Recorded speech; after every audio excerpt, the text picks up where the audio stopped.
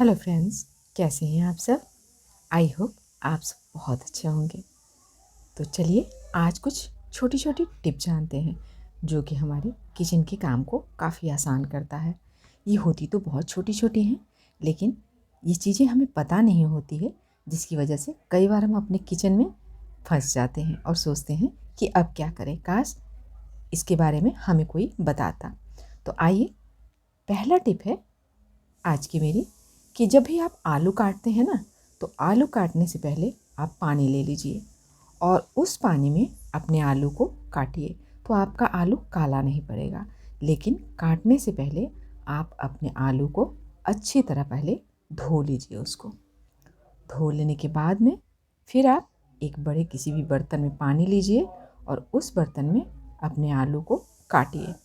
अगर ऐसा आप करेंगे तो आप देखेंगे आपकी आलू की सब्ज़ी बिल्कुल एकदम साफ साफ बनेगी। तो चलिए चलते हैं दूसरी टिप की तरफ।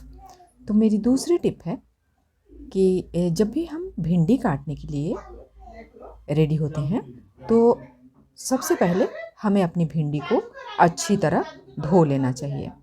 तो भिंडी को धो करके और सबसे पहले आप उसे क्या कीजिए कि धो करके पोंछ लीजिए, क्योंकि भिंडी अगर काटने के बाद धोएंगे ना तो ये बिल्कुल लिसलिसा हो जाएगा। इसलिए काटने से पहले इसे धो लीजिए और अब अपने हाथों में थोड़ा सा सरसों तेल लगा लीजिए और अपने नाइफ़ में भी सरसों तेल लगा लीजिए, क्योंकि आपके नाइफ़ में भी ये चिपचिपा सा होने लग जाता है और आपके हाथों में भी ये लिसलिसा सा लग जाता है, क्योंकि इसमें आप देख रहे हैं एक लेस होता है।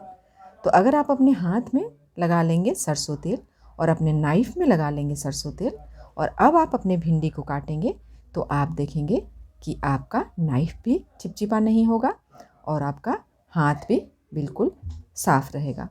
और दूसरी बात ये है कि जब आप काट करके रख लें तो इसमें आप थोड़ा सा नींबू का रस गाड़ लें और अब आप इसकी सब्ज़ी बनाएंगे ना, तो इसकी सब्ज़ी बिल्कुल चिपचिपी नहीं बनेगी।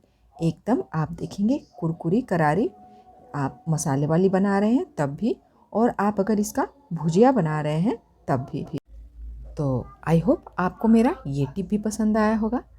तो ये छोटी छोटी टिप हमारे किचन में कई बार हमें पता नहीं होती है, जिसकी वजह से हमारा बना बनाया जो सामान होता है वो ख़राब हो जाता है।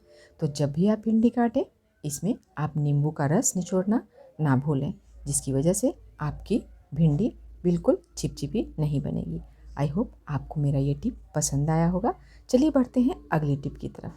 तो हम इस तरह मूंग का स्प्राउट बनाते हैं, जैसा कि आप यहाँ देख सकते हैं। तो ये हम मार्केट से कई बार ख़रीद करके लाते हैं। हम सोचते हैं कि ये किस तरह इतना अच्छा स्प्राउट इसमें आता है। तो आइए इसी के बारे में आज मैं आपसे बात करूँगी। तो सबसे पहले आपको मूंग को अच्छी तरह धो लेना है। मूंग को अच्छी तरह 2-3 पानी से आप इसे पहले ही धो लीजिए और धो लेने के बाद में आप इसे इसमें पूरा भर करके पानी रख दीजिए। यानी कि जितना आपका मूंग है उसके एकदम ऊपर तक बड़े बर्तन में आप उसे रखिए और रात भर के लिए या 4 से 5 घंटे के लिए आप इसे भिगो करके रख दीजिए। और अब आप इसका पानी निकाल लीजिए और पानी निकालने के बाद में आप चाहें तो 1-2 बार इसे धो सकते हैं, और नहीं अगर आपने साफ से धोया है तो इसे फिर धोने की आपको ज़रूरत नहीं है।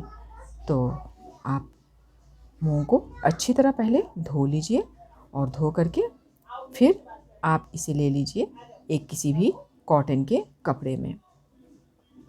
कॉटन के कपड़े में लेकर के इसे बांध लीजिए अच्छे से, एक गांठ लगा लीजिए और लगा करके आप इसे किसी भी गर्म जगह पे, जैसे कि आप माइक्रोवेव में रख सकते हैं या फिर किसी कटोरे में रख करके रुमाल में बांध दीजिए और बांध करके किसी कटोरे में रख करके और आप उसे ऊपर से ढक दीजिए और ढक करके आप इसे छोड़ दीजिए।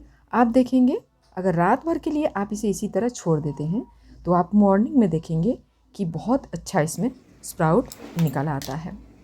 जैसा कि हम बाज़ार में देखते हैं पैकिंग में सब्जी वाले के पास में ये मूंग स्प्राउट हमें देखने को मिलता है, लेकिन क्योंकि वो पता नहीं किस जगह वो धुला होता है, नहीं होता है, किस जगह रखा होता है, कैसे हाथ से वो छूते हैं।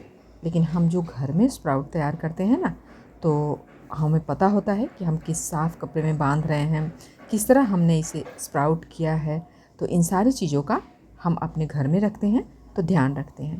तो इसलिए आप स्प्राउट मार्केट से नहीं, अपने घर में ही बनाइए। बहुत आसान है इसे बनाना। और अब आप इसे रखना चाहते हैं तो आप इसे फ्रिज में 4 से 5 दिन तक रख सकते हैं। आई होप आपको मेरा ये सारा टिप पसंद आया होगा। अगर आपको मेरी ये छोटी छोटी टिप थोड़ी सी भी पसंद आती है और थोड़ी सी भी आपके किचन में आपकी हेल्प करती है, तो प्लीज़ एक लाइक करें। और अगर पहली बार आप मेरे चैनल पे आ रहे हैं तो प्लीज़ चैनल को सब्सक्राइब करें और अपने फैमिली फ्रेंड्स में भी इस टिप को शेयर करें, ताकि वो भी इन सारे टिप का फ़ायदा उठा सकें। तो मिलेंगे फिर अगली बार अगले इसी तरह की अच्छी टिप में, जो कि आपके किचन में आपकी बहुत सारी मदद करेगी। चलिए मिलेंगे फिर अगली बार अगली टिप में।